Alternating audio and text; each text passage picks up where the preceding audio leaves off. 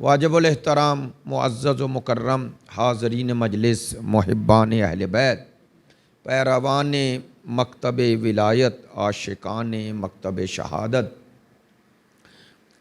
آج سلسلہ گفتگو کی پہلی مجلس ہے۔ میں نے سورہ توبہ کی ایک آیہ مجیدہ آیہ نمبر 119 ہے وہ تلاوت کی ہے۔ سورہ توبہ کا چونکہ ذکر آ گیا ہے اور آیت کا عنوان بھی اس سورہ سے ہے، تو چاہتا یہ ہوں کہ کچھ سورہ توبہ کے حوالے سے گزارشات کروں۔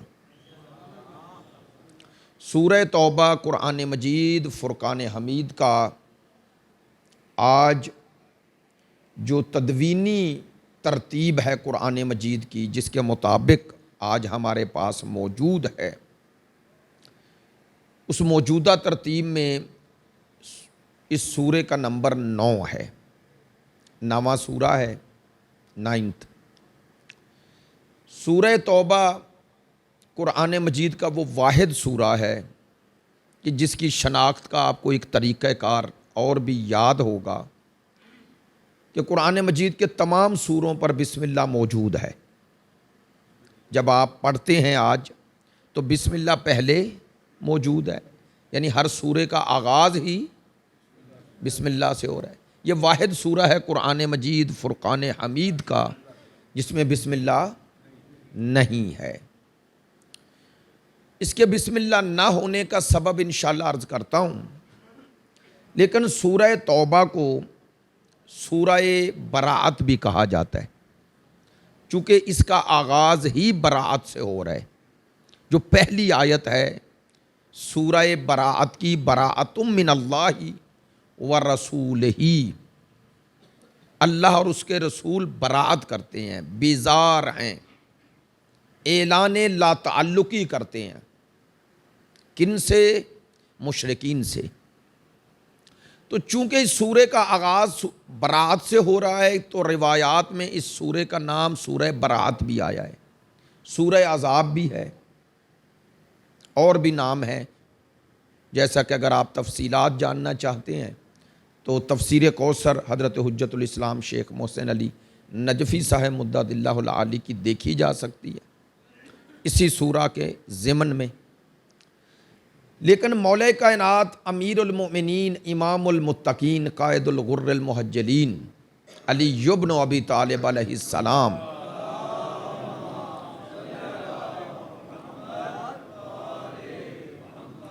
مولا کائنات سے جب پوچھا گیا کہ سورہ براعت پر بسم اللہ کیوں نہیں، دیکھیں توجہ فرمائیں گے، میں روایت سے پہلے جو آپ کی توجہ چاہتا ہوں، یہ روایت امام حاکم نیشاپوری نے مستدرک امام حاکم میں نقل فرمائی ہے، اور وہاں سے پھر یہ محاسن التاویل اس کتاب میں بھی موجود ہے۔ روایت یہ ہے کہ حضرت عبداللہ ابن عباس رضی اللہ عنہ حضرت علی ابن ابی طالب امیر المومنین سے سوال کرتے ہیں کہ سورہ براعت پر بسم اللہ کیوں نہیں۔ حضرت عبداللہ ابن عباس عالم اسلام میں صحابہ کرام میں وہ عظیم ہستی ہیں جنہیں حبر الامہ کہتے ہیں۔ حبر احبار اس سے کنایا ہے کہ جس طرح یہودیوں کے بہت بڑے عالم جو تراث شناس تھے انہیں، تو اس کا ایک کنایا تھا کہ یہ قرآن مجید کی تفسیر میں صحابہ کرام میں سب سے عظیم ہستی ہیں صحابہ میں، اور یہی وجہ ہے کہ سب سے زیادہ روایات تفسیر قرآن میں حضرت عبداللہ ابن عباس سے منسوب ہیں، اور الاتقان فی علوم القرآن میں امام جلال الدین سیوطی نے بھی یہ قبول کیا ہے کہ تفسیر قرآن میں سب سے زیادہ روایات حضرت عبداللہ ابن عباس سے ہیں۔ اب توجہ فرمائیں، اور شاہ عبدالعزیز محدث دہلوی نے تحفہ اثنا عشریہ میں یہ نقل فرمایا ہے کہ حضرت عبداللہ ابن عباس امیر المومنین کے شاگرد تھے، انہوں نے سوائے مولا کائنات کے کسی کے سامنے زانو تلمذ طے نہیں کیا، تو اس کا معنی ہے ان کی علوم قرآن میں سب سے زیادہ روایات آنے کا سبب وہ ہستی ہے جس سے انہوں نے قرآن کی تفسیر کو لیا ہے۔ توجہ ہے میری بات پہ؟ یہ تو خود آپ ایک لنک سے اس اصلی منبع تک پہنچ سکتے ہیں۔ اور ایک اور بات بھی عرض کر دوں تاکہ بات اور وزنی ہو جائے۔ حضرت عبداللہ ابن عباس سرکار دو عالم کے وصال پر 12 سال کے تھے، تو رسالت مآب کو تو انہوں نے دیکھا بچپنے یا لڑکپن میں ہے، البتہ 12 سال کے حوالے سے جو کہا جاتا ہے تو ظاہر ہے امیر المومنین کی عمر بھی جب اعلان رسالت ہوا تو 12 سال تھی، تو وہ ایک الگ بات ہے۔ لیکن ان کا بیشتر حصہ حضرت عبداللہ ابن عباس کا وہ امیر المومنین کے پاس گزرا ہے، اور انہوں نے جتنی تفسیر قرآن حتیٰ فقہ میں بھی جتنی روایات بھی نقل کی، اس روایات کو بنو امیہ کی اس ظلم و جبر کی وجہ سے مولا کی طرف نسبت نہیں دیتے تھے، لیکن سننے والوں کو پتہ چل جاتا تھا کہ عبداللہ ابن عباس کا ذریعہ علم قرآن ہے کیا۔ توجہ ہے میری بات پہ؟ اب دیکھیں یہ ظلم ہوا امت مسلمہ پہ کہ شاگرد کا جب یہ مقام ہے تفسیر قرآن میں تو استاد کا کیا ہوگا۔ علامہ جلال الدین سیوطی فرماتے ہیں کہ بنو امیہ اور بنو عباس نے جو اسلام پہ ظلم کیا کہ اس منبع علم سے دنیا کو محروم کر دیا جس کے بارے میں مصطفیٰ نے فرمایا تھا کہ میں شہر علم ہوں اور اس کا در علی ہے۔ قرآن علی کے ساتھ ہے اور علی قرآن کے ساتھ ہے۔ چلیں مولا کائنات سے پوچھا گیا کہ سورہ توبہ یا سورہ براءت پر بسم اللہ کیوں نہیں؟ لیں بھائی توجہ رہے، یہ سوال کرنا دلیل ہے کہ باقی سوروں پر بسم اللہ رسول خدا کے دور میں پڑھی جاتی تھی۔ اگر باقی سوروں پر بھی بسم اللہ جز نہ ہوتی تو سوال ہی نہیں بنتا تھا۔ اگر کسی سورہ پہ جز ہے ہی نہیں، یعنی رسالت مآب کے دور میں پڑھی ہی نہیں جا رہی تھی، تو سوال کیسا؟ تو سوال کرنا یہ دلیل ہے کہ باقی سوروں پہ پڑھی جا رہی تھی، اور اس پہ چونکہ نہیں پڑھی گئی زمانہ رسول میں، اس لیے سوال ہوا کہ کیوں نہیں۔ اب آپ نے تعجب کیا اور پتہ نہیں کس دنیا میں چلے گئے کہ میں کیا بات کر رہا ہوں۔ بتانا آپ کو یہ چاہ رہا ہوں کہ یہ بات کوئی فضول نہیں کی۔ یہ جو میں نے کہا زمانہ رسول میں بسم اللہ قرآن میں پڑھی جاتی تھی، یہ بہت بڑا مسئلہ ہے شیعہ سنی میں۔ وہ کہتے ہیں کہ یہ بسم اللہ الرحمن الرحیم ہر سورے کا جز نہیں، ہم کہتے ہیں ہر سورے کا جز ہے۔ تو دلیل یہ دیتے ہیں کہ اگر یہ جز نہ ہوتی تو کبھی بھی مولا کائنات سے سوال نہ ہوتا، اور اگر سوال کیا گیا تو علی کہہ دیتے جب قرآن کا جز ہی نہیں تو سوال کیسا؟ تو اس کا معنی ہے مولا کے دور میں بھی بسم اللہ پڑھی جا رہی تھی، اور اگر زمانہ رسول میں یہ سورہ کا جز نہ ہوتی اور نازل نہ ہوئی ہوتی تو مولا یہ جواب دیتے عبداللہ ابن عباس کو کہ جب یہ جز ہے ہی نہیں تو سوال کرنے کا فائدہ کیا ہے۔ بات پہ توجہ ہے؟ اس کا معنی کیا ہے کہ یہ جز ہے، تو جب جز ہے تو پھر سوال یہ ہے کہ ہر جگہ تو بسم اللہ پڑھتے ہیں، نماز میں کیوں نکالی گئی ہے؟ یہ نتیجہ تھا جس کے لیے یہ بات کی، یہ نتیجہ تھا، یہ نتیجہ دینا چاہ رہا کہ ہمارے علماء نے، شیخ صاحب نے بھی یہی استدلال کیا ہے، یہی ایک استدلال کہ زمانہ رسول میں یہ پڑھی جا رہی تھی ہر سورہ پر، اور اس پر نہیں پڑھی گئی تو تعجب ہوا۔ دیکھیں کامن سینس ہے، جو کام ہو ہی نہ رہا ہو اس کے بارے میں سوال نہیں ہوتا، جو کام ہر جگہ ہو رہا ہو اور ایک جگہ نہ ہو پھر سوال کا سبب بنتا ہے۔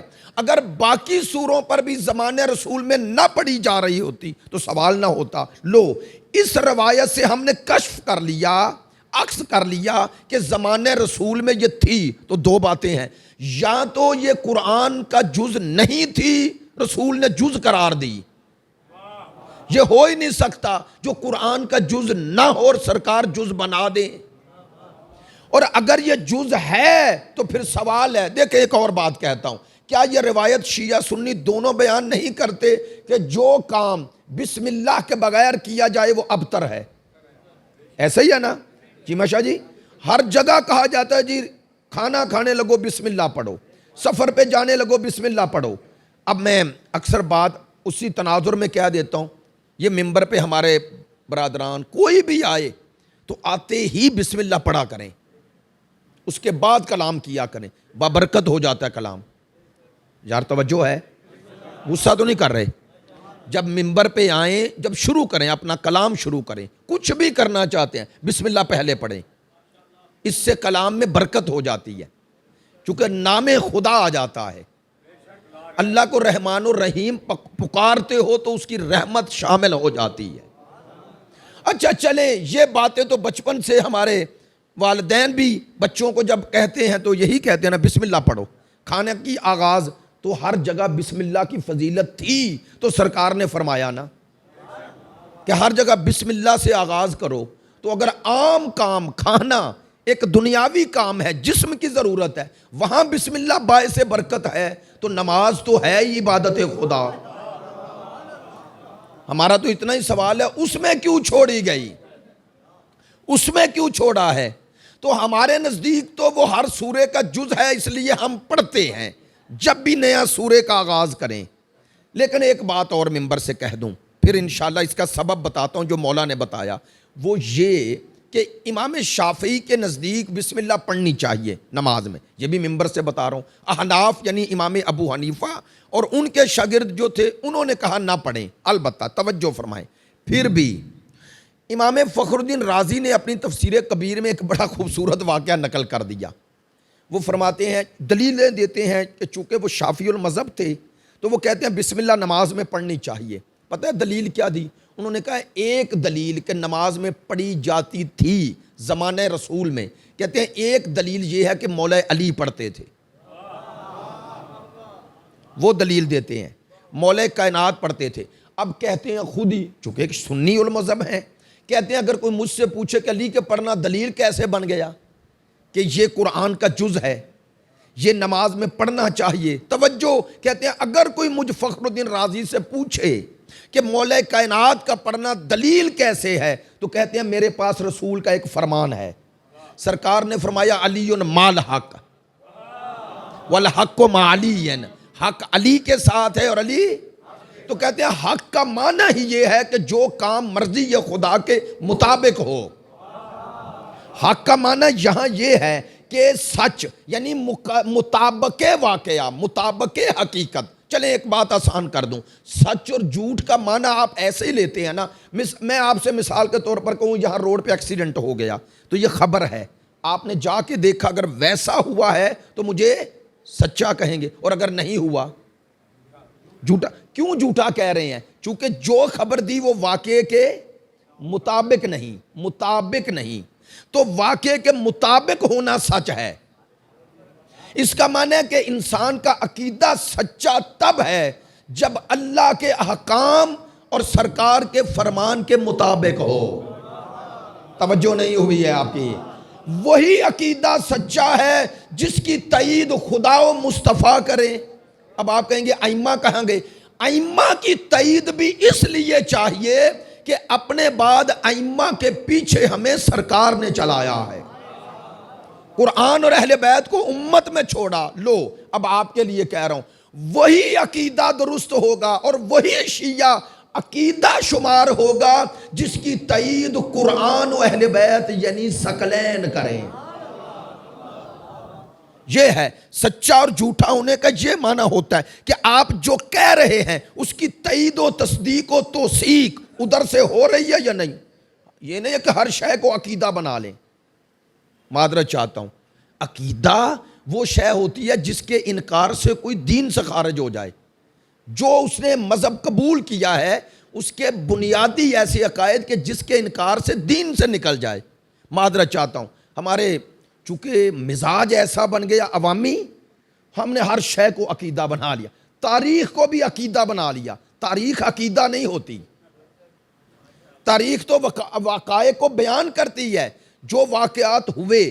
ہاں تاریخ کے بھی سچا اور جھوٹا ہونے کا معیار دو ہیں. ایک جو تاریخ میں لکھا ایسا ہوا بھی یا نہیں.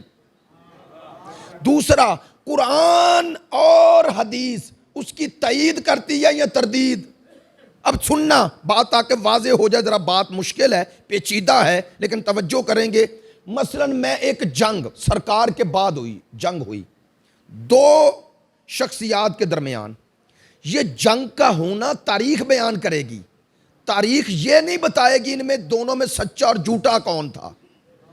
کاش میری بات پہنچے.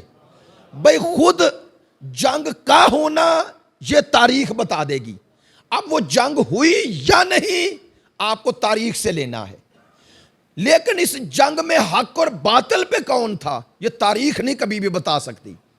یہ کہاں سے لوگے؟ یہ خدا اور مصطفیٰ سے لوگے. کاش میری بات پہنچے. مثلا یہ دو شخصیات کے درمیان جنگ ہے, میں کس کو حق پہ کہوں کس کو باطل پہ کہوں؟ تاریخ سے اگر طے ہو گیا کہ آپس میں جنگ ہوئی ہے, تاریخ سے آپ نے لے لیا. اب خدا و مصطفیٰ سے پوچھیں جو ادھر ہے جو ادھر ہے, یا جو دو گروہ ہیں, سرکار نے اور خدا نے ان کے بارے میں کیا کہا؟ بات واضح ہو گئی. اگر ایک کے بارے میں قرآن اور اہل بیت یا قرآن اور سنت سے یہ مل جائے کہ حق ادھر ہے, تو اب آپ اس جنگ پہ حکم جو لگا رہے ہیں کہ یہ حق پہ ہے یہ باطل پہ ہے, اس کی بنیاد تاریخ نہیں بنے گی, خدا اور مصطفیٰ کا کلام بنے گا. تو آپ کا عقیدہ حق اور باطل ہے کہ حق اور باطل کو قبول کرنا اور باطل کو رد کرنا یہ عقیدے کا جز ہے. شخصیات کے بارے میں حکم قرآن اور اہل بیت کے مطابق لگانا ہے. کہنا کیا چاہ رہا ہوں, قرآن اور سنت ہمیں یہ بتاتے ہیں تم نے یہ نہیں دیکھنا لڑنے والے کون ہیں, تم نے یہ دیکھنا ہے قرآن اور سنت ان کے بارے میں, یعنی یہ جنگ کرنے والوں کے بارے میں کیا کہہ رہا ہے.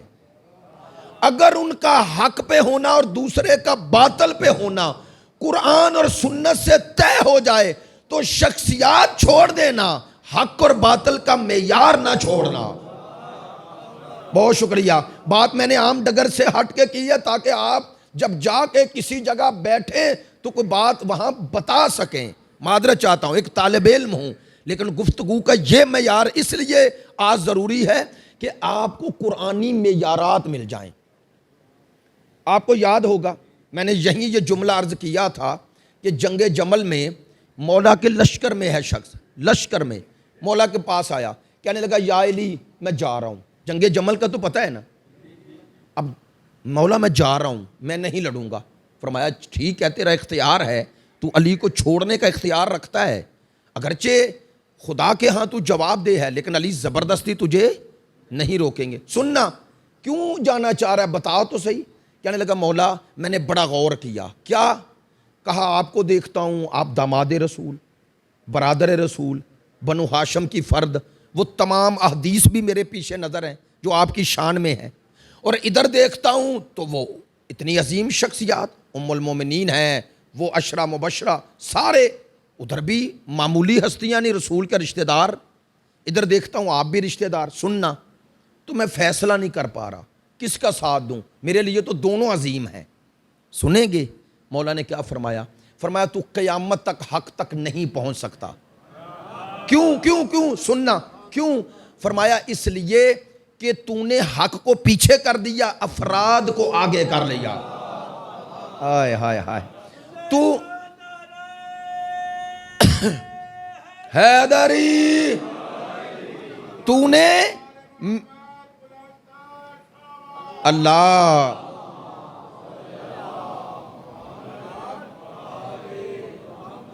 میری بات میں توجہ ہے نا؟ دیکھیں یہ کیسا معیار مولا دے رہے ہیں. فرماتے ہیں تو نے افراد کو پہلے دیکھا اور پھر کہتے چونکہ اتنے بڑے ہیں کیسے ہو سکتے ہیں کہ یہ دونوں غلط ہوں یا دونوں میں کوئی ایک غلط ہو. فرمایا تیری مشکل یہی ہے, تو نے پہلے حق کو نہیں پہچانا اور حق کو ترازو بنا کے اس پہ افراد کو نہیں تولا. مولا فرماتے ہیں مجھے بھی تول ان کو بھی تول, جو مطابق حق نکلے اسے لے لے، جو مخالف حق نکلے اسے چھوڑ دے، چاہے کوئی بھی ہو۔ فرمایا تو اللہ کے ہاں جواب دے، حق اور باطل کی نسبت ہے، افراد کی نسبت نہیں۔ بات پہنچی؟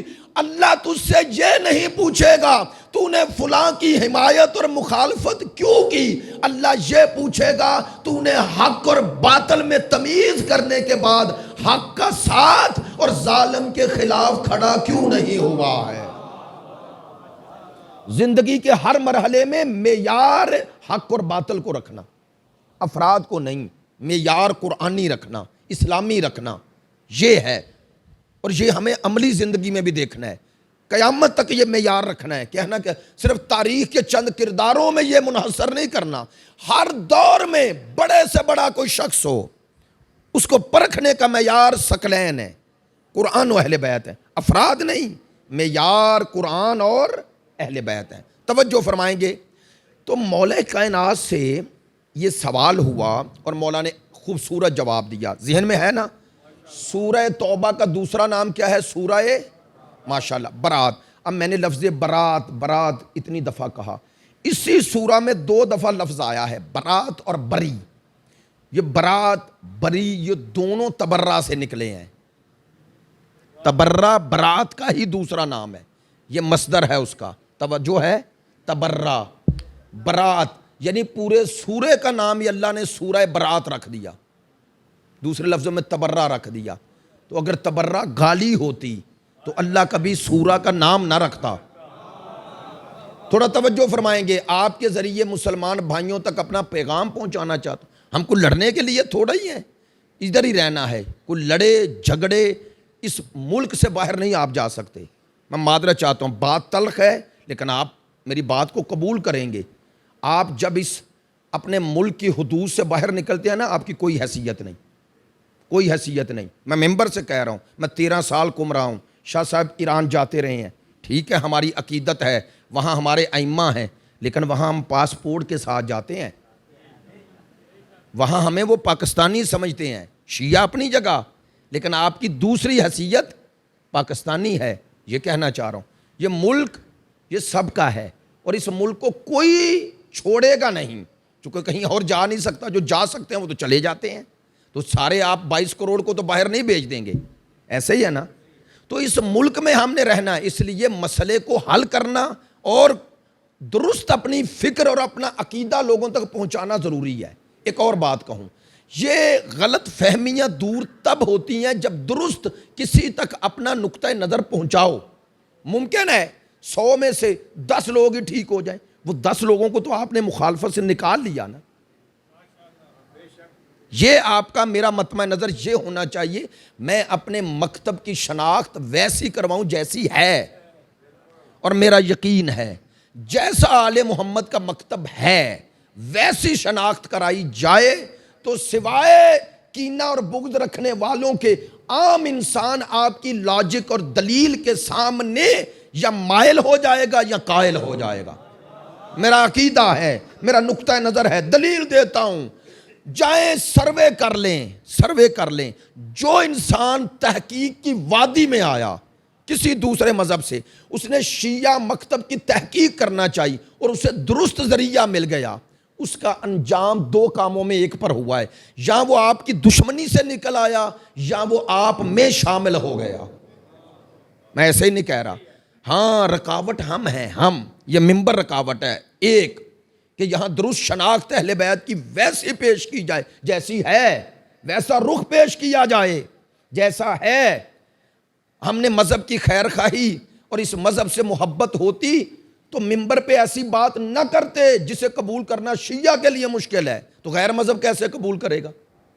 مجھے ایک دوست نے بتایا، وکیل ہیں لاہور میں، کہنے لگے میں چند دوست تھے، ظاہر ہے وکلاء میں ذرا تعصب کم ہوتا ہے، کہنے لگے وہ ہم کٹھے تھے سارا دن، تو میں نے کہا یار میں نے مجلس پہ جانا ہے، کہتے ہیں ہمیں بھی لے چلیں، ہم بھی سنتے ہیں، کہتے ہیں میں لے گیا، کہتے ہیں جب میں وہاں گیا تو ایک بندہ ممبر پہ آیا، اس نے تقریر کرنا شروع کی، تو ممبر پہ کہتے ہیں اس نے ایسی باتیں کی، اب میں نہیں دہراتا ہوں، انہوں نے مجھے بتائیں، انہوں نے کہا کہ ایسی باتیں کی کہ وہ تینوں بندے میرے ساتھ پیچھے بیٹھے، اٹھ کھڑے.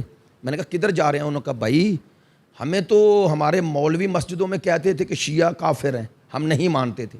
یہ عقیدہ کسی مسلمان کا ہو سکتا ہے یہ جو بیان کر رہا ہے ممبر پہ؟ اور اگر آپ کا یہ عقیدہ ہے تو کل سے ہمیں نہ بلانا. یہ کیا ہے؟ آپ جب ایسے عقائد جو عام مسلمانوں میں بعض چیزیں، سب مسلمانوں میں کلیات یعنی اس کا جو مین نظریہ ہے وہ متفق ہے یا نہیں؟ کوئی مسلمان خدا کو دو مانتا ہے؟ تو اگر میرے ممبر سے خدا کی عظمت کم ہوگی تو میں شیعہ کو نہیں، عام اہل سنت کو دور کر رہا ہوں. اسے یہ پیغام ملے گا کہ شیعوں میں توحید کی کوئی اہمیت نہیں. اگر میرے جملوں کا مطلب یہ ہو جس میں سرکار کی توہین ہو رہی ہو تو عام مسلمان اہل بیت رسول سے محبت کرتا ہے لیکن رسول خدا سے زیادہ محبت ہے اسے. آپ کے نزدیک بھی اہل بیت کی عظمت رسول خدا کی وجہ سے ہے یا نہیں؟ تو سرکار کی عظمت کم ہو، اہل بیت کی بلند ہو جائے، یہ سرکار کو یا اہل بیت کو پسند ہے؟ نہیں نا. ہمارے عقیدے میں لا الہ الا اللہ کے بعد محمد رسول اللہ ہے، پھر علی ولی اللہ ہے. ایسے ہی ہے نا. تو جو مسلمانوں کا کامن عقیدہ ہے وہ خدا اور مصطفیٰ کے بارے میں کم از کم وہ یہ ہے کہ یہ کائنات میں سب سے عظیم ہستیاں ہیں، خدا کے بعد مصطفیٰ ہیں. تو اگر میری مجلسوں میں سرکار کی توہین ہو رہی ہو، تحقیر ہو رہی ہو معذرت کے ساتھ، نقل کفر نہ باشد، تو عام اہل سنت کو کیا متاثر کروں گا؟ تو مذہب میں رکاوٹ بن گئی نا. میرا یہ ممبر پہ میرے الفاظ اسے دور کر گئے. قریب کیا کرتے؟ اسے تو دور کر دیا آپ نے. جب دور کر دیا تو وہ ایک وقت آئے گا کہ جب کہیں آپ کے خلاف بات ہوگی تو وہ دفاع نہیں کرے گا، وہ کہے گا ہاں شیعہ ایسے ہیں. کیوں کہے گا؟ میں نے خود سنا ہے، یہ سنا ہے، یہ سنا ہے، یہ سنا. میرے اسکول کے دوست ہیں، آج تک ان سے تعلق ہے کچھ لوگوں سے، وہ مجھے کلپ دکھاتے ہیں کہ بلا یہ کیا ہے قمی صاحب، یہ کیا ہے، یہ کیا بندہ کہہ رہا ہے. ایک بندہ کہہ رہا ہے کہ حضرت عباس نے اپنے گھوڑے سے کہا کہ پانی پی. اس نے کہا کوئی میں آدم تھوڑا ہی ہوں کہ جو ترک اولا کروں. توجہ ہوئی ہے میری بات پہ؟ نعوذ باللہ حضرت عباس کے گھوڑے کو حضرت آدم سے افضل کہہ رہا ہے. اب کیا اس کے بعد دیں گے؟ کیا دیں گے؟ ایک بندہ کہہ رہا ہے کہ چھپ جائے تو اللہ ہے، ظاہر ہو جائے تو علی ہے. آپ کا یہ عقیدہ ہے کہ یہی علی چھپے تو خدا بن جاتا ہے، ظاہر ہو تو علی بن جاتا ہے؟ یہ عقیدہ ہے؟ جو چھپے اور ظاہر ہو جائے ایک ہی رہے وہ تو دو ہوتے ہی نہیں. نعوذ باللہ ادھر علی ولی اللہ اور ادھر یہ. میں لاہور پڑھ رہا تھا، مجھے کسی نے کہا کون ہے جو علی اللہ کہتا ہے؟ میں نے کہا بھائی علی اللہ کہنے کے دو معنی ہیں، ایک دفعہ ڈائریکٹ کہو، ایک دفعہ انڈائریکٹ. ایسی باتیں کر دو کہ سامنے والے کی توحید ہی مشکوک ہو جائے. یہ بھی وہی ہے، بلکہ یہ زیادہ خطرناک ہے. میری بات نہیں پہنچی. اگر کوئی ڈائریکٹ علی اللہ کہے تو آپ تو اس سے دھوکہ نہیں کھائیں گے. اگر کوئی آپ کو ایسی بات گھما کے وہاں لے جائے وہ زیادہ خطرناک ہے. اور یہی ہو رہا ہے. ممبر سے باتیں گھما کے ایسی کی جاتی ہیں کہ عام بیچارے بندے کا محبت ہے اہل بیت سے، محبت ہے معرفت نہیں. محبت ہے، اور اس محبت کے پیچھے جب معرفت نہ ہو تو جدھر مرضی لے جاؤ.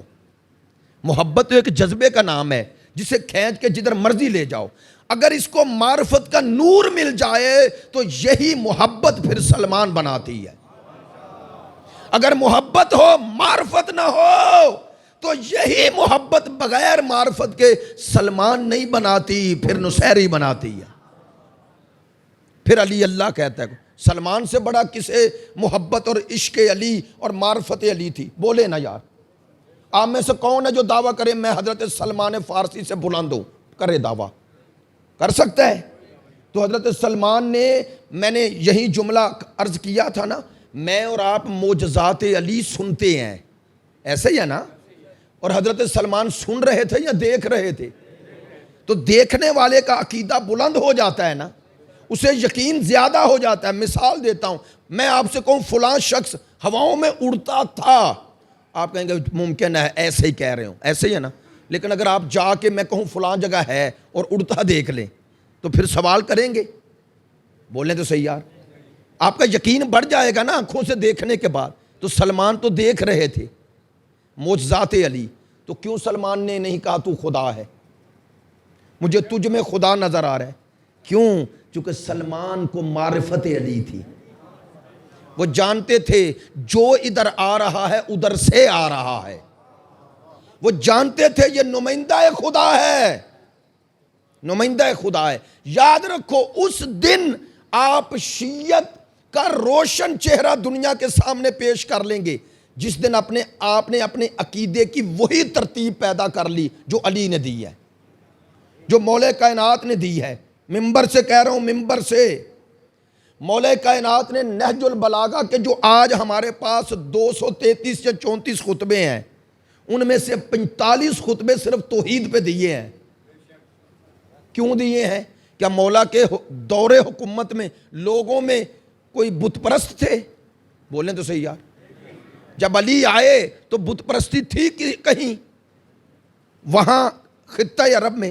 تو علی کیوں کہہ رہے ہیں؟ یہ توحید پہ خطبے کیوں دے رہے ہیں؟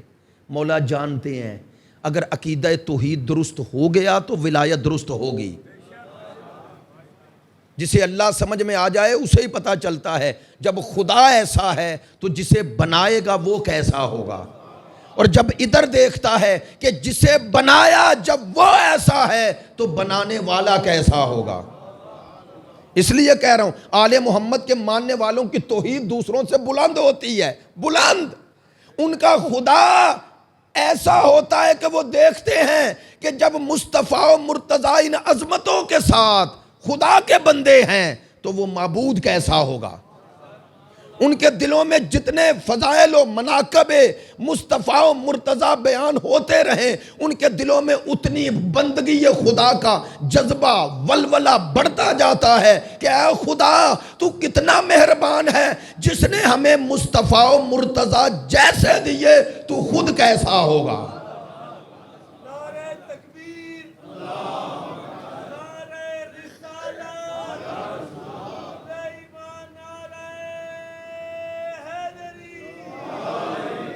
یاد رکھو میں نے ایک جملہ کہا تھا، اب ہے سخت جملہ، اب آ گیا زبان پہ.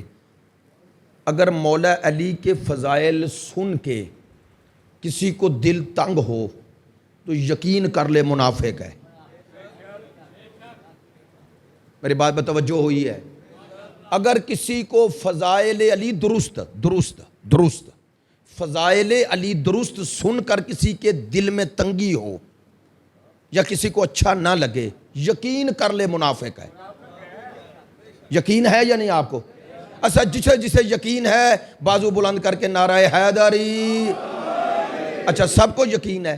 اب جملہ کہوں دوسرا، کیوں یہ آپ کو کس نے بتایا کہ جو علی سے بغض رکھے وہ منافق ہے؟ بتائیں. رسول نے کس کے حکم سے؟ تو اصل میں اللہ نے کہا نا کہ جو علی سے بغض رکھے اس کے دل کے اندر کفر ہے. ایسا ہی ہے. تو اللہ نے یہ محبت علی میں کہا یا نفرت علی میں؟ بولتے آئیں محبت علی میں. تو خدا کو مرتضیٰ سے اتنی محبت ہے کہ اگر علی کو چھوڑ کے خدا کو مانے بھی تو اللہ کو قبول. تو جس خدا کو مرتضیٰ سے اتنی محبت ہے اس مرتضیٰ کو خدا سے کوئی محبت نہیں ہے. مجھے بتائیں علی کو خدا سے کوئی محبت نہیں؟ نعوذ باللہ. ہو سکتا ہے، کچھ ہو سکتا ہے. اب جملہ کہوں آج یہ بھی لے جاؤ، جسے علی کے فضائل اچھے نہ لگے وہ منافق ہے، اور جسے علی کی زبان سے خدا کی عظمتیں اچھی نہ لگے وہ نصیری ہے. وہ بھی نصیری ہے. بھئی کیسے ہو سکتا ہے مجھے علی اچھا لگے توحید پڑھوں تو کہے وہابی ہے؟ کیا بکواس جملہ آپ نے نکال لیا. بعض لوگوں نے مکتب اہل بیت کی توہین کر رہے ہو. کہاں وہابی؟ ان کی کیا توحید ہے؟ جو مجسم خدا پیش کرے اس کا بھی کوئی خدا ہے؟ جو خدا کے ہاتھ پاؤں ٹانگوں کا قائل ہو اس کا بھی کوئی خدا ہے؟ میرا خدا ہے جو عظمتوں کی اس بلندی پہ فائز ہے کہ علی جیسے کو خلق کر کے علی جیسا نہیں ہے، علی کا خالق ہے. چونکہ وہ لیس کمثلہ شیء ہے. ایسا ہی ہے نا، وہ لم یلد ولم یولد ہے. میرا خدا ہے، میری توحید. اور یہ توحید مجھے کون دیتے ہیں؟ 12 دیتے ہیں. چلیں پڑھا لکھا جملہ ہے، اگر آپ نے توجہ فرمائی تو آپ کے لیے آج ایک در کھل جائے گا۔ 17 سفر ہے، اس لیے کہہ رہا ہوں، دوست احباب آئے ہوتے ہیں کچھ باہر سے بھی، اس لیے کہہ رہا ہوں یاد رکھنا، یاد رکھنا۔ اہل بیت اور 12 14 یہ خدا کے طول میں ہیں، عرض میں نہیں۔ بہت شکریہ بھائی، سلامت رہیں۔ جن دوستوں بزرگوں نے میری بات کو سمجھا میں سب کا شکر گزار ہوں۔ عرض ہوتا ہے مقابلے پہ لے آنا، ایسے یہ 2 چیزیں، یہ مقابلے پہ اس کے پڑھی ہے نا، یہ عرض میں ہے، عرض میں ایسے رکھ دوں تو طول میں ہے، توجہ ہو گئی؟ جو یوں ہوتا ہے طول میں ہوتا ہے، یہ 14 اللہ کے طول میں ہے، عرض میں نہیں۔ یہ 14 ہر کوئی اپنے پچھلے امام سے ہمیں ملاتا ہے، نہیں توجہ ہوئی؟ یہ ایسی زنجیر ہے جس کے 14 موتی ہیں، اور یہ 14 ہمیں خدا تک لے جاتے ہیں۔ لو جملے کو ایک لفظ میں بدل دوں، یہ 14 اللہ سے نقطہ وصل ہیں، فصل نہیں۔ یہ ملانے آئے ہیں، اللہ سے جدا کر کے خود خدا بننے نہیں آئے ہیں۔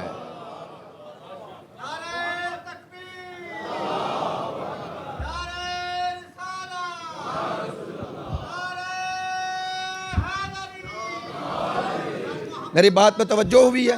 بہت شکریہ، سلامت رہیں، جزاک اللہ۔ توجہ ہے میری بات پہ؟ اسی لیے جو بھی ائمہ کے در پہ آیا، ائمہ نے اسے خدا سے ملا دیا، ملایا یا نہیں؟ یہ شب عاشور کہا، ایک رات انہیں کہو ہم تمہیں مہلت دیتے ہیں، دونوں طرف سے ہی تھی نا، معاہدہ ہوا۔ تو ایک شب عاشور امام حسین علیہ السلام نے کس لیے لی؟ ہمیں آج تک یہی معلوم نہ ہو سکا، ہاتھ جوڑ کے کہہ رہا ہوں۔ لو اس ایک شب کا معنی ایسے سمجھ جانا، نعوذ باللہ نقل کفر نہ باشد، یعنی اس کا معنی یہ ہوتا ہے کہ کفر کو نقل کرنا کفر نہیں، یعنی میرا ایمان نہیں جو کہہ رہا ہوں، یہ معنی ہے نقل کفر نہ باشد۔ مجھے بتائیں امام حسین ایک رات کے لیے زندگی چاہ رہے تھے؟ امام حسین علیہ السلام ایک شب میں کیا کر لیتے؟ ایک رات کی، اس مہلت کا مقصد کیا تھا؟ اللہ اکبر۔ امام حسین نے خود بھی فرمایا، خود بھی کہا عباس انہیں کہو آج شب جنگ نہ کرو، کیوں؟ کہا میں چاہتا ہوں میں اپنے خدا سے راز و نیاز کروں۔ فوج اشکیا کہتی ہے، خود سپاہی کہتے ہیں جیسے ہی ہم خیموں کے پاس سے گزرے، خیموں کے کسی صحابی کے، ظاہر ہے وہ مخدرات عصمت کے خیموں کے قریب تو اس شب نہیں آ سکتے تھے، اس کا معنی ہے اصحاب اور انصار کے خیموں کے پاس سے گزرتے تھے نا، کہتے ہیں جیسے گزرتے تھے ہر خیمے سے اللہ کی تسبیح اور تقدیس اور مناجات اور دعائیں اور گریے کی صدائیں ایسے آ رہی تھی جیسے شہد کی مکھیاں بن بناتی ہیں۔ یہ ہے کربلا، یہ ہے کربلا کا ایک پہلو غم ہے، ایک پہلو تو معرفت ہے، خدا سے رابطہ ہے، نہیں توجہ ہوئی؟ ایک پہلو کربلا کا وہ اللہ سے ملنے کی شب ہے۔ اسی لیے جس نے کربلا کو صرف ایک غم کی زمین سمجھا ہے، ہاتھ جوڑ کے جملہ بڑا سخت ہے اور آپ محسوس نہ، جس نے غم، وہ صرف رونا ہی چاہتا ہے، اس سے آگے جانے نہیں چاہتا۔ وہ بھائی گریا کربلا شناسی کا وسیلہ ہے، ہدف نہیں، نہیں توجہ ہوئی؟ گریا امام حسین کے قرب کا ذریعہ ہے یا نہیں؟ چلیں ماشاءاللہ پڑھے لکھے دوست بھی ہیں، وہ میرا ابھی مجھے بچہ نظر آئے پڑھے ہوئے ہیں، جائیں پوچھ لیں اسلام میں عبادت بھی ہدف نہیں، عبادت بھی وسیلہ ہے۔ کس کا؟ اللہ کے قرب کا۔ آپ نیت میں یہی کہتے ہیں 2 رکعت نماز فجر پڑھتا ہوں قربتاً اللہ، اللہ نہیں کہنا، اللہ تو اللہ کا معنی ہے کہ اللہ کے سوا سب کے لیے میں سب کا قرب چاہتا ہوں۔ توجہ فرمائیں، اللہ، اللہ کا قرب، تو کس کے ذریعے قرب مل رہا ہے؟ نماز۔ یہ 2 رکعت نماز اس لیے پڑھ رہا ہوں کہ تیرا قرب مل جائے. اسی لیے علماء کہتے ہیں عبادت میں قصد قربت خدا نہ ہو. یعنی کیا مراد؟ اگر آپ اللہ کے لیے عبادت نہیں کر رہے تو عبادت نہیں ہے. اگر کوئی بندہ نماز پڑھ رہا ہے نماز اور دل میں سوچے نہ لوگ دیکھیں، علماء سے پوچھ لیں، کہتے ہیں دوبارہ پڑھے. یہ 2 رکعت پڑھی ہے دوبارہ پڑھے. کیوں؟ کہتے ہیں نیت بدل گئی. توجہ ہے میری بات پہ؟ تو اس کا معنی ہے کہ عبادت بھی وسیلہ ہے. تو عزاداری عبادت ہے یا نہیں؟ عبادت کا مصداق ہے نا. اس میں کون سی ایسی بات ہے؟ عبادت تسبیح عبادت ہوتی ہے یا نہیں؟ تو عبادت کا معنی صرف نماز تھوڑا ہی ہے. ہر وہ کام عبادت میں شامل ہو جاتا ہے جو صحیح ہو اور جس کے ذریعے تم اللہ کا قرب چاہو. بے توجہ رہے، قرب چاہو. میں اس لیے ممبر پہ تکلفاً تعارفاً خوش آمدن نہیں کہہ رہا، حقیقتاً کہہ رہا ہوں. عزاداری عبادت ہے، ہم مانتے ہیں عبادت ہے، عبادت ہے، واقعاً عبادت ہے. لیکن یہ عبادت وسیلہ ہے، ہدف نہیں. وسیلہ ہے، ہدف نہیں. ہدف کیا ہے؟ ہدف ہے قرب حسین. قرب حسین کیوں؟ چاہے قرب خدا مل جائے. آپ بعض چیزوں پہ یہ معنی ہے کہ معرفت کا یہ معنی ہے. معرفت کا معنی ہوتا ہے ایک شے سے اگلی شے تک پہنچو. ایک سیڑھی بناؤ، دوسری سیڑھی پہ جاؤ، تیسری پہ جاؤ، جب تک اس منزل تک نہ پہنچ جاؤ سیڑھیاں طے کرتے جاؤ. یہ توجہ نہیں ہماری ہوتی. چلو چھوٹا سا کام ہے، آج آپ کی خدمت میں عرض کرتا ہوں، آپ کو خود پتہ چل جائے گا کہ معرفت کہاں لے جاتی ہے. یہ زیارت امام حسین علیہ السلام پر سب کا جانا، یہ مرضی، یہ خواہش، یہ آرزو ہے یا نہیں؟ بھئی ہم سب کی خواہش ہے نا کہ آئندہ سال ہم بھی وہاں ہوں. اچھا، جب آپ زیارت حسین کو کربلا معلی اور پھر اس کے بعد حرم، پھر حرم کے بعد قبہ حسینی وہ زری اس کے قریب پہنچ جاتے ہیں تو زیارت پڑھتے ہیں نا. یا زیارت وارثہ پڑھیں گے، یا زیارت اربعین پڑھیں گے، یا زیارت عاشورہ پڑھیں گے. ایسے ہی ہے نا. مفاتیح الجنان میں مختلف زیارتیں ہیں. اگر جایا معذرت چاہتا ہوں، جب بھی جایا کریں امام کے آداب زیارت میں ہے وضو کی کریں، پاک ہو کر حدود حرم میں. البتہ ویسے تو بندہ جا ہی نہیں سکتا اگر وہ نجاست دوسری ہو. لیکن وضو جو حد کیا ہے اصغر ہے، جس کو طہارت اصغر ہے، وہ بھی کرنی چاہیے. وضو کے ساتھ جائیں اور کیا کریں؟ امام کو مخاطب کریں، زری کے سامنے زیارت پڑھیں. السلام علیکہ یا ابا عبداللہ، السلام علیکہ یا ابن، یہ پڑھتے ہیں نا. زیارت وارثہ کیا ہے؟ السلام علیکہ یا وارث آدم صفوت اللہ، نوح نبی اللہ، ابراہیم خلیل اللہ. ایسے ہی ہے نا. اچھا بھائی بول کے بتانا، آپ پڑھ لینا. اگر مفاتیح الجنان میں معذرت چاہتا ہوں ہماری زیارت بھی اسی طرح کی ہی رہ جاتی ہے، اسی لیے وہ تبدیلیاں نہیں آتی. زیارت سے آ کر بھی لے جانے والا بھی کاروبار سمجھ کے جاتا ہے، اور جانے والے کا بھی ہدف یہ ہوتا ہے وہاں جا رہا ہوں تو بچے کو نوکری مل جائے، میرے گھر میں اگر میرے بیٹے کو اولاد نہیں ملی وہ مل جائے، میری صحت درست ہو جائے. سب کچھ اس دنیا کا ہی مانگتے ہیں، ادھر کا کچھ نہیں مانگتے. ایک زائر مل جائے گا. میں ایک سے مراد یہ کہہ رہا ہوں، کاش ہماری یہ سوچ یہیں پر. ہمارے کورس ہوں، زیارت سے پہلے ہمارے کورس ہوں، حج سے پہلے ہوتے ہیں نا، زیارت سے پہلے بھی کورس ہوں جس میں ہمیں بتایا جائے حسین سے کیا مانگو.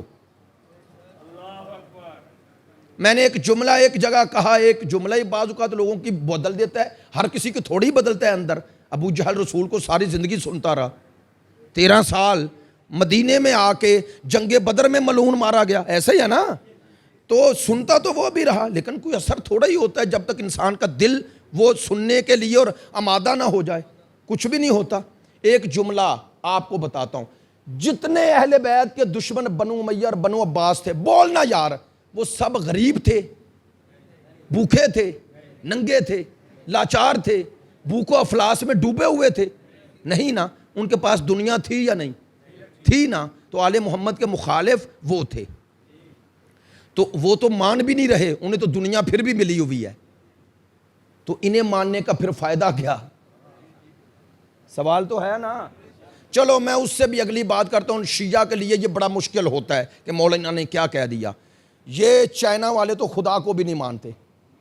آج ایشیا کی سب سے بڑی، بلکہ اب کہہ رہے ہیں ورلڈ پاور بن رہا ہے، وہ بن رہا ہے نا. ایسا ہی ہے نا. تو وہ تو خدا کو بھی نہیں مانتے. کہنا کیا چاہتا ہوں یہ ہے، نگاہ جب درست ہو گئی نا، انہیں ماننے سے دنیا نہیں ملتی، خدا ملتا ہے۔ انہیں انہوں نے مانا جنہیں خدا چاہیے تھا، جنہیں دنیا چاہیے تھی وہ تو انہیں مانے ہی نہیں۔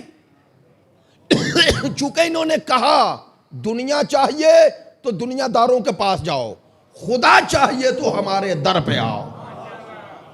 آخرت چاہیے یار، آخرت چاہیے، سعادت چاہیے، نجات چاہیے، غیرت چاہیے، حمیت چاہیے، آزادی چاہیے، انسانیت کی صحیح معرفت چاہیے، زندگی کا درست مقصد چاہیے، خدا کی بندگی کیسے کرنی ہے یہ تعلیم، یہ معرفت چاہیے تو ہمارے در پہ آؤ۔ دنیا چاہیے تو دنیا داروں کے در پہ جاؤ۔ ابو ذر ربضہ میں نہیں مارے گئے، ربضہ میں۔ اب یہ اس کا معنی تھوڑا ہی ہے کہ میں اور آپ اپنی ضروریات زندگی کے لیے یہ کاروبار نہ کریں۔ کہنا کیا چاہتا ہوں، ہدف یہ نہیں، یہ ہدف نہیں، ہدف وہ خدا ہے، اور یہ ہدف ہمیں حسین دیتے ہیں۔ حسین، یہ جو آداب زیارت ہے، اس میں زیارت پڑھنے کے بعد ایک ادب زیارت جا کر حسین ابن علی کے زری کے پاس آداب زیارت میں شامل ہے، وہ ہے 2 رکعت نماز زیارت۔ یہ 40 کے دن بھی مستحب ہے، جب آپ زیارت پڑھیں تو بعد میں 2 رکعت نماز زیارت 40، زیارت عاشوراء کے بعد 2 رکعت نماز زیارت۔ کبھی آپ نے سوچا پڑھ زیارت رہے ہو اور اینڈ پہ ہے زیارت کی نماز پڑھو، تو وہ نماز اسی زیارت کا حصہ ہے یا نہیں؟ لو یہ ہے آل محمد۔ تم نے ان کی زیارت پڑھی، انہوں نے کہا زیارت پڑھ کے ہمارا قرب چاہتے تھے نا، لو ہم تمہیں اپنے قرب کا انعام دے رہے ہیں، کیا کرو 2 رکعت نماز پڑھو۔ نہیں توجہ ہوئی؟ یہ ہیں، انہوں نے کہا تم ہمارے قریب آئے ہو، ہم اللہ کے قریب کر رہے ہیں۔ یہ ہے حسین، یہ ہے آل محمد، یہ ہے تشیع، یہ ہے شیعت۔ منبر سے کہہ رہا ہوں، آپ اور میں اگر درست شیعت سمجھ جائیں، اللہ کی قسم، میں نے بڑے بڑے علماء اور ان کے بیٹھ کے میں نے کبھی بحث کی نہیں زیادہ، میں کہتا ہوں 2 اور 2 4 کی طرح، میں کہتا ہوں چھوڑو کتابوں میں کیا لکھا ہے، مولا علی کی امامت اور ولایت پر دلائل کیا ہیں، چھوڑو۔ میں کہتا ہوں جس کو ماننا ہے اس میں وہ کمال ہے یا نہیں، یہ دلیل دو۔ میں مانتا ہوں علی سب سے افضل تھے، دلیل ہے نا؟ میں نے کہا میرے مولا کا سارا کلام ہم تک نہیں پہنچا، یہ نہج البلاغہ کی شکل میں تھوڑا سا پہنچا، یہ اصول کافی کی شکل میں میرے ائمہ کے فرامین تھوڑے سے پہنچے، یہ دعائے کمیل تھوڑی سی پہنچی، یہ ساری دعائیں تھوڑی پہنچی، یہ صحیفہ سجادیہ ہے۔ میں نے بڑے بڑے پڑھے لکھے اہل سنت کو یہ کتابیں دے کے میں نے کہا پڑھ لو، میں تمہیں مان لوں گا، جنہیں منوانا چاہتے ہو ان کی ایک دعا میرے چوتھے امام جیسی لاؤ۔ ہم ایسے بحث تھوڑی کریں، ایسے کرو، لیکن یہ تب کرو گے جب آپ ہمیں پتا ہو کہ خدا کو پکارنے کا لذت اور معنی کیا ہے۔ جنہوں نے تھوڑی سی معرفت ہوئی وہ تعصب کے باوجود آپ کو مان رہے ہیں، آپ کو معلوم نہیں ہے۔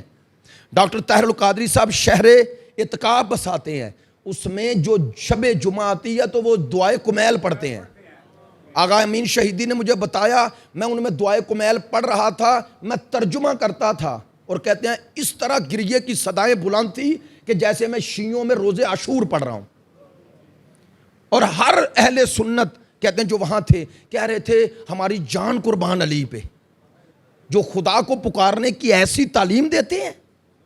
ہم نے اپنے ہیرے، ہم نے اپنے وہ خزینہ ان کی طرف توجہ ہی نہیں کی۔ توجہ کیسے کرتے؟ ہماری اس رخ سے تربیت ہی نہیں ہوئی، ہمیں کچھ بتایا ہی نہیں جاتا، ممبر پر بھی قصے کہانیاں سنا کے چلے جاتے ہیں۔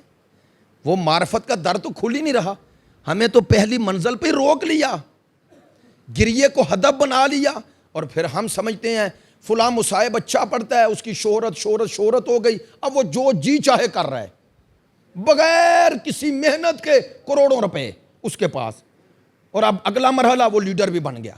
شہرت کی بنیاد پہ لیڈر بنا، علم کی بنیاد پہ نہیں۔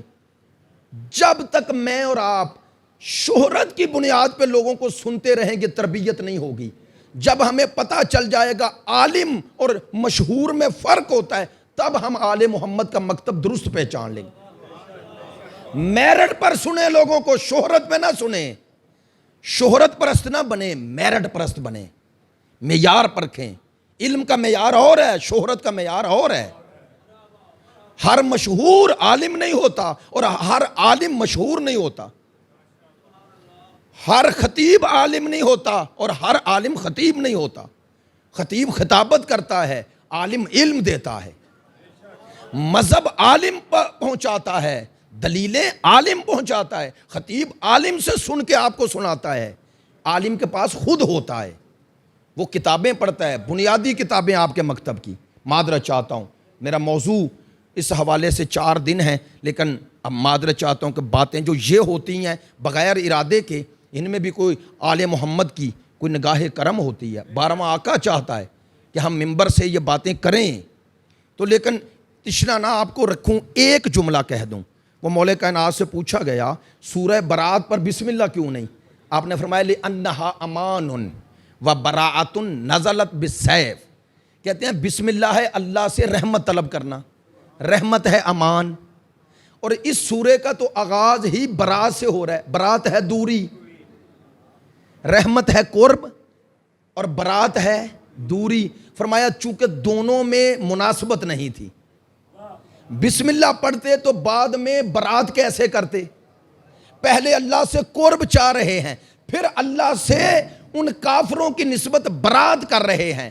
فرماتے ہیں اس لیے بسم اللہ اس برات کے ساتھ مناسب نہیں، اس لیے اس سورے کا آغاز جنگ سے ہو رہا ہے، جہاد سے ہو رہا ہے، سیف سے ہو رہا ہے۔ کن کے مقابلے پہ؟ اللہ کے دشمنوں کے مقابلے پہ۔ اس لیے یہاں بسم اللہ مناسب نہیں تھی کہ ایک طرف تلوار ہو اور دوسری طرف اللہ کو رحمان و رحیم کہو۔ کہا جب میدان جنگ میں جانا ہے تو اللہ کے صفات جلال کو پکارنا ہے، صفات جمال کو نہیں۔ یعنی خدا کی نسبت ایسی شے کی نسبت دو جو اس آیا کے مناسب ہو۔ اب توجہ فرمائی، مولا نے یہ بتایا کیوں؟ فرمایا برات ہے دوری، بیزاری۔ میں نے یہ بات رات کی G9 میں، تو حضرت شیخ شفا نجفی صاحب نے بڑی پیاری بات کہی، کہنے لگے برات تبرہ اس کا ایک معنی کہتے ہیں لا تعلقی بھی ہے، لا تعلقی، برات کرتا ہوں لا تعلقی، یہ جملہ بڑا پیارا ہے، لا تعلقی۔ پھر انہوں نے بتایا، شفا نجفی صاحب نے کہتے ہیں میں ایک جگہ اکٹھے تھے ہم اور آگئے ملک اعجاز حسین صاحب، کہتے ہیں انہیں پنجابی بولنی نہیں آتی شفا نجفی صاحب کو، لیکن سمجھ جاتے ہیں۔ کہنے لگے مجھے ان کا جملہ بڑا اچھا لگا۔ میں نے کہا کیا؟ کہا انہوں نے کہا بھئی آل محمد کے دشمنوں سے ہماری لا تعلقی ہے، یعنی ساڈا انہوں نے کوئی تعلق نہیں، جنگے تے صلح دا کدی امکان ہی نہیں۔ آپ نے توجہ نہیں فرمائی۔ انہوں نے کہا آل محمد کے دشمنوں سے جو لا تعلقی، مخالفت، دشمنی ہے، اس میں کبھی صلح کا امکان ہی نہیں، چونکہ امکان وہاں ہوتا ہے جہاں اللہ صلح کو پسند کرے۔ اللہ چاہتا ہے ہر دشمن اہل بیت کے قیامت تک دشمن بن کے رہو۔ ممبر سے ہی کہہ رہا ہوں، اب آپ کے بھی اور اہل سنت بھائیوں کو بھی جو پیغام کہہ رہا تھا دینا ہے وہ یہ ہے، اہل سنت بھائیوں کو بتانا چاہ رہا ہوں مکتب تشیع میں تبرہ ہے، تبرہ گالی نہیں اور گالی تبرہ نہیں، تبرہ ہے دوری، گالی دوری نہیں ہے، گالی تو فحش گوئی ہے۔ اللہ ہم سے یہ کبھی نہیں چاہتا کہ گالیاں دینے والے بنو، لیکن یہ چاہتا ہے میرے دشمنوں سے دوری اختیار کرو۔ برات دوری، کہہ دوں جملہ ہے، ذرا آج ساری باتیں آپ کے مزاج کے خلاف کر دیں، اب پتہ نہیں کل کیا سوچ کے آئیں گے، لیکن توجہ فرمائیں جو بات کہہ رہا ہوں۔ تبرہ، برات، دوری یہ کہنے سے ہوتی نہیں، یہ کرنے سے ہوتی ہے۔ آپ کسی سے دور ہیں کہہ کے نہیں ہوتے، عملاً ہوتے ہیں۔ میری طرف دیکھیں، آپ کسی سے دور ہیں تو کہہ کے نہیں ہوتے، عملاً ہوتے ہیں۔ جو آپ کو پسند نہیں ہوتا اس کے پاس جاتے ہی نہیں، جائیں بھی تو اظہار ناپسندیدگی کرتے ہیں۔ آپ اگر کسی کے ساتھ آپ کا تعلق اچھا نہیں اور آپ کا کوئی دوست اسے بھی ملے تو آپ کو اچھا نہیں لگتا۔ آپ کہتے ہیں یہ کیا، مجھے بھی اور اسے بھی؟ میں نے جملہ کہہ دیا ہے، جو ادھر اور ادھر دونوں طرف رہے وہ کہیں بھی نہیں ہوتا۔ نہیں بھائی، ہم ممبر سے کہہ رہے ہیں آل محمد سے محبت ہے، آل محمد کے محبوں سے بھی محبت ہے، آل محمد کے دشمنوں سے نفرت ہے اور ان سے بھی نفرت ہے جو آل محمد کے دشمنوں کو دوست رکھیں۔ آپ نے توجہ نہیں فرمائی ہے؟ دو طرح کا ہے، ان سے محبت ہے جنہیں آل محمد سے محبت ہے، آل محمد سے تو ہے، ان کے محبوں سے بھی محبت ہے، اس لیے ہے کہ وہ ان کے محب ہیں جن سے ہم محبت کرتے ہیں، اور آل محمد کے دشمنوں سے تو نفرت ہے، ان سے بھی نفرت ہے جو آل محمد کے دشمنوں کا دفاع کریں۔ ہم کسی اہل سنت کے مخالف نہیں، کسی مذہب کے مخالف نہیں، ایک ہی معیار دے رہے ہیں، کوئی میرے عقیدے کا مخالف ہو لیکن آل محمد کا مخالف نہ ہو، ہمیں قبول ہے، لیکن اگر کوئی دشمن اہل بیت کا دفاع کرے چاہے وہ ہمارا اپنا ہی کہلائے، ہم اسے اپنا سمجھتے ہی نہیں ہیں۔ صاف کہہ رہے ہیں، ممبر پہ کہہ رہے ہیں، دو ٹوک کہہ رہے ہیں، جملہ آسان کر دوں، ہمیں حسین سے محبت ہے، یزید سے نفرت ہے۔ جو حسین سے محبت رکھے چاہے شیعہ نہ بھی کہلائے ہمیں اپنا لگتا ہے، ہم اس سے نفرت نہیں کرتے، لیکن اگر کوئی مجھ سے دعوی محبت بھی کرے اور یزید کو رحمت اللہ کہے، میں اپنا تعلق نہیں دیکھتا، یہ یزید کو رحمت اللہ کہہ کے خود لعنت اللہ بن گیا۔ ہم یہ رکھتے ہیں کہ ہماری دوستی دشمنی کا معیار آل محمد ہے۔ لو سنو، یہی آل محمد سے محبت رکھنا تولا ہے، ان کے دشمنوں سے نفرت کرنا، لا تعلقی کرنا، دوری اختیار کرنا، یہی تبرہ ہے۔ یہ ہے، یہ گالی کہاں ہے؟ یہ تو گالی نہیں ہے۔ چلے اب آخری پہلو، پتہ ہے تبرہ کہنے کی، زبان سے کچھ کہنے کی ضرورت ہی نہیں۔ آپ کہیں گے یہ کیا کہہ دیا؟ لو ممبر سے کہہ رہا ہوں، اگر میں اور آپ کوئی عمل اس لیے چھوڑ دیں کہ وہ دشمن اہل بیت میں ہے، چلو آسان کروں، آپ کو میں یزید کا کردار اگر بتاؤں اور آپ سن کے کہ استغفر اللہ، چھوڑ دیں یار یہ یزید کرتا تھا، میں نے نہیں کرنا، سن رہے ہیں؟ یہ چھوڑنا یہی تبرہ ہے،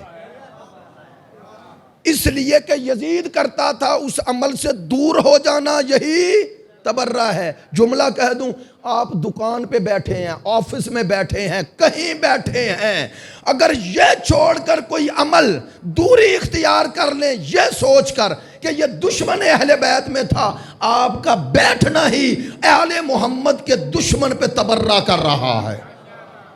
آپ عملاً تبرہ کر رہے ہیں، چلتے پھرتے تبرہ کر رہے ہیں۔ اس لیے کہتا ہوں، میں نے ممبر سے بھی لاہور میں بھی یہ عرض کیا تھا، یہ جو ماتم ہے نا، یہ بازاروں میں آنا، یہ کسی کو اذیت دینے کے لیے نہیں، یہ تولا اور تبرہ کے دونوں مصداق ہیں۔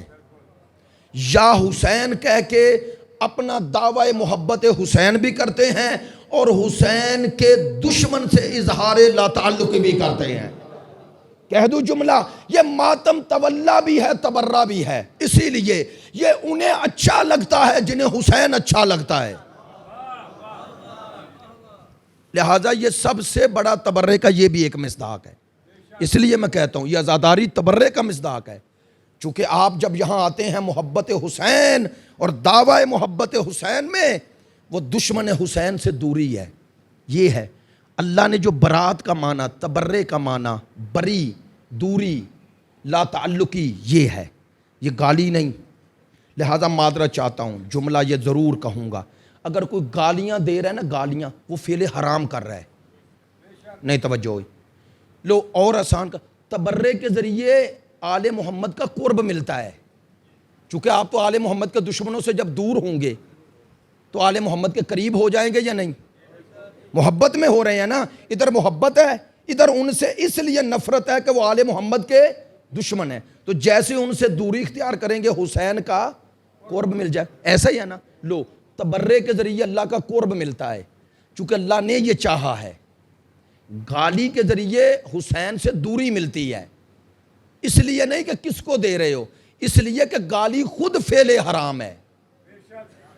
فعل حرام ہوتا ہے اللہ کی نافرمانی، تبرہ نافرمانی نہیں، اللہ کے فرمان کی اتباع ہے۔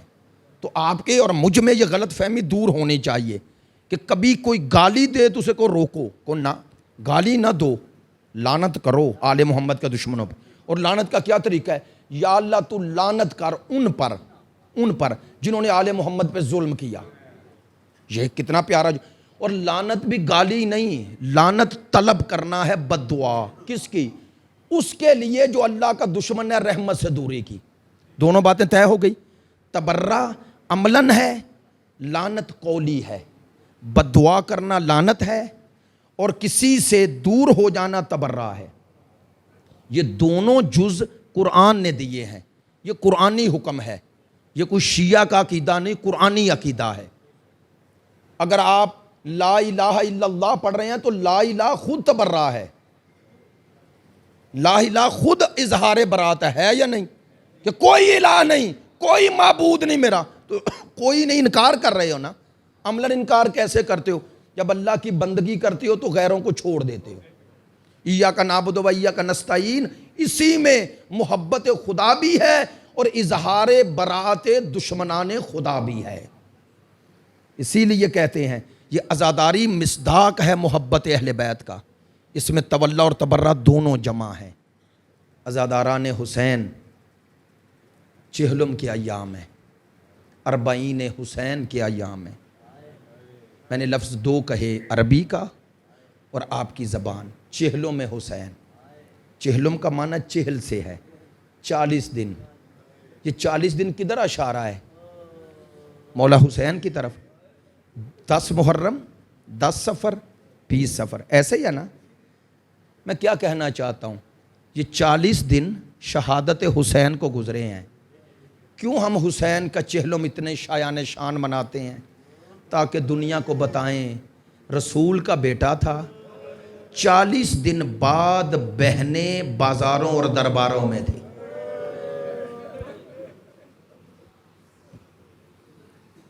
کسی نے علامہ نکن سے پوچھا تھا کہ 11 امام آپ کے شہید ہیں، صرف ایک امام کا چہلم کیوں ہے؟ انہوں نے کہا ہم حسین کا چہلم بھی نہ مناتے اگر انہیں منانے دیتے جن کا منانا حق تھا۔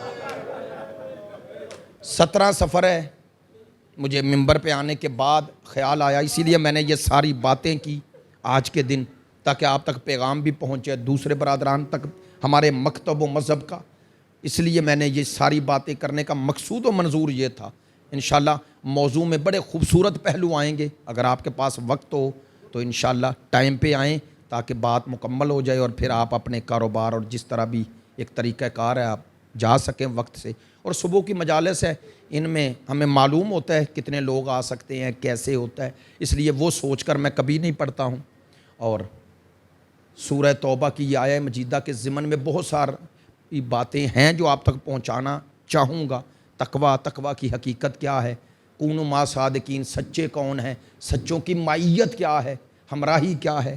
لیکن عزیزو، آج آپ کے توسط سے سارے اپنے برادران اسلام تک یہ بات پہنچانا چاہ رہا ہوں۔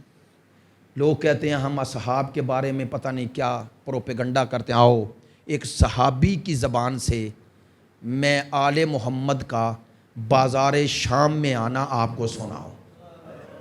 صحابی رسول، نام ہے سہل سعدی۔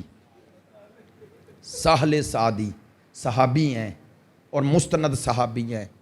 بعض کہتے ہیں حضرت سعد بن عبادہ کے خاندان سے تھے، انصار سے تھے۔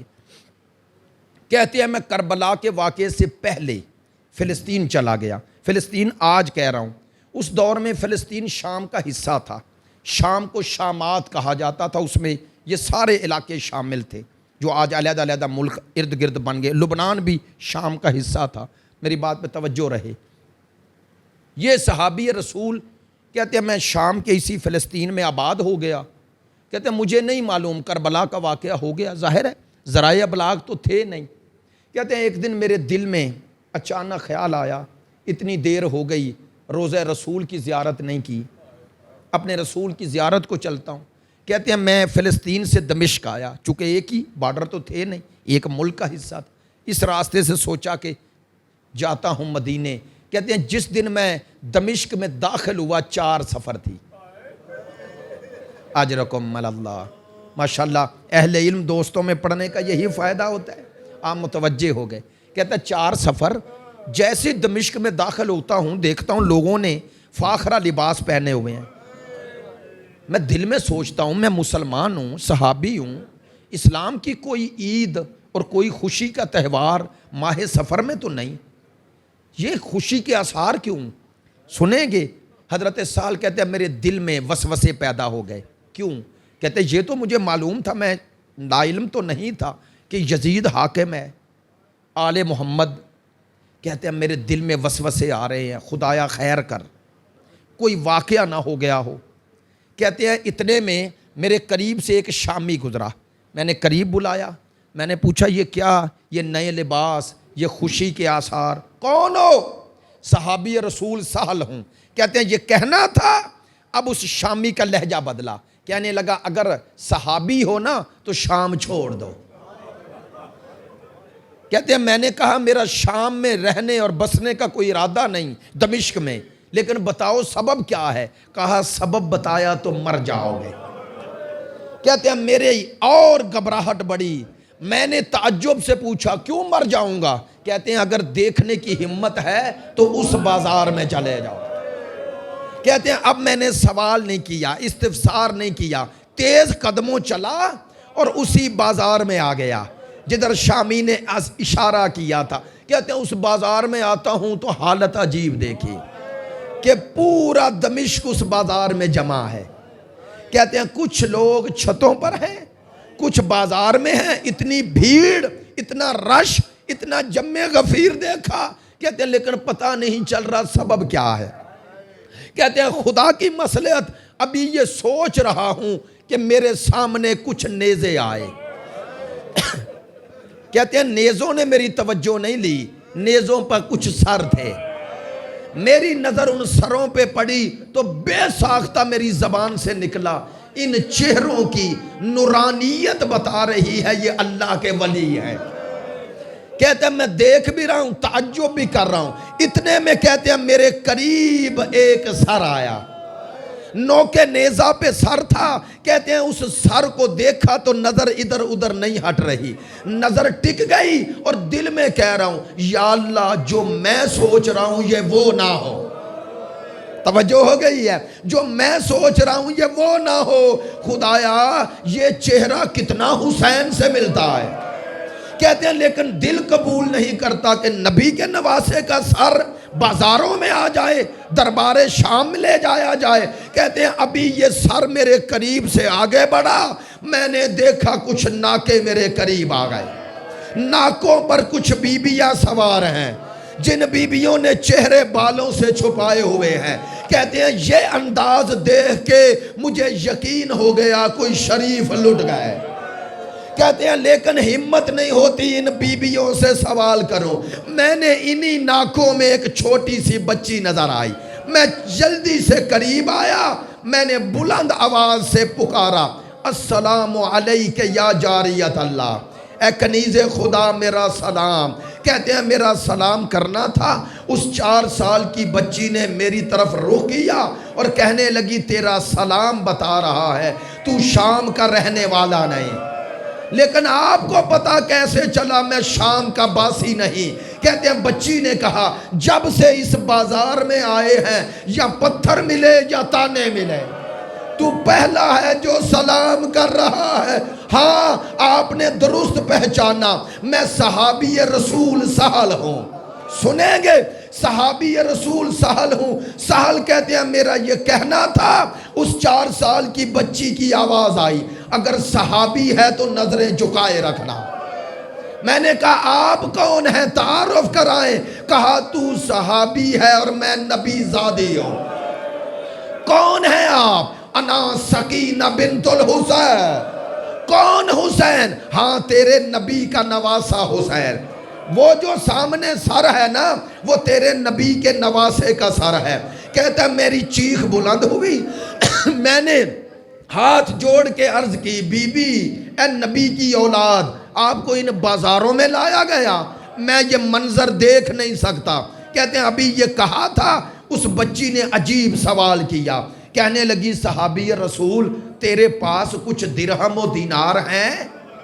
کہتے ہیں میں نے کہا خاندان رسول اور بازار میں اس طرح کوئی شے مانگے جن پہ صدقہ حرام ہے؟ کہتے ہیں آواز آئی جو تو سوچ رہے ہے میں اس لیے نہیں مانگ رہی، مجھے نہیں چاہیے۔ بی بی میرے پاس 400 دینار ہیں، بتائیں کیا کروں؟ کہا ان دیناروں کو آگے لے جاؤ جنہوں نے سر اٹھائے ہوئے ہیں، انہیں لالچ دے کے کہو سر ہم سے دور لے جائیں۔ کیوں؟ کہا ذرا بازار کا ماحول دے، ہر آنکھ میری پھوپھیوں پر ہے، ہاں ہم نبی زادیاں ہیں، بازار کا ماحول ہمیں جینے کی اجازت نہیں دے رہا۔ کہتے ہیں میں نے کہا سبحان اللہ، کیا حجاب کا خیال، وہ بھی 4 سال۔ کہتے ہیں ابھی یہ سوچ رہا تھا کہ میں نے اچانک سوال بدلا، بی بی نبی زادی مجھے بتاؤ کوئی مرد بھی بچا ہے؟ بس میں نے زحمت ختم کر دی۔ کہتے ہیں بی بی نے کہا میری پشت پر دے، میں نے دیکھا کہ رش میں ایک قیدی ہے، گلے میں توق ہے، ہاتھوں میں ہتھ کڑیاں ہیں، ساتھ 5 سال کا ایک خوبصورت بچہ ہے۔ کہتے ہیں مجھے یقین تو تھا کوئی خاندان آل محمد کی فرد ہے، لیکن پہچان میں نہ آئی۔ میں نے مجمع کو چیرا، قریب آیا، السلام علیکہ ایھا الاسیر، اے قیدی میرا سلام۔ کہتے ہیں یہی جواب ملا، میرا بھی تجھ پہ سلام، لیکن بتا عالم غربت میں ہمیں سلام کرنے والا تو کون ہے؟ میں صحابی رسول سہل ہوں۔ آپ کون ہیں؟ کہا پہچانا نہیں، انا علی ابن الحسین، میں تیرے حسین کا بیٹا زین العابدین ہوں۔ سنو شیعہ سنی بھائیو، یہ میں صحابی کی زبان سے آل محمد کی غربت کو بیان کر رہا ہوں۔ کہا میں صحابی رسول سہل ہوں۔